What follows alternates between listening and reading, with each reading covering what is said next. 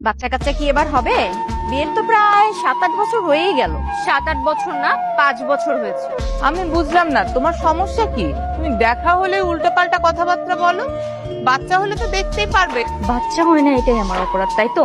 এই জন্য আমাকে যে কারো অপমান মুখ বুজে সহ্য করে নিতে হবে। আমি কাউকে কিছু বলতে পারবো না। বাচ্চা হয় না এটা আমার পাপ।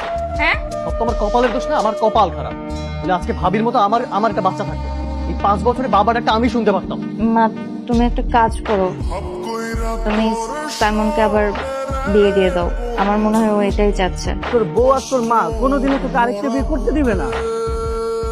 তা ঠিক বলেছিস, কিন্তু মানে সবাইকে না জানিয়ে মানে গোপনে বিয়ে করলে পরে ঝামেলা হয় যদি। তুই তোর নতুন বউকে আলাদা বাসা রাখবি, যখনই বাচ্চা হবে সে বাচ্চা নিয়ে তোর মার সামনে দাঁড়াবি, দেখবি বাচ্চার মুখ দেখলে তোর মা সবকিছু মেনে নিস।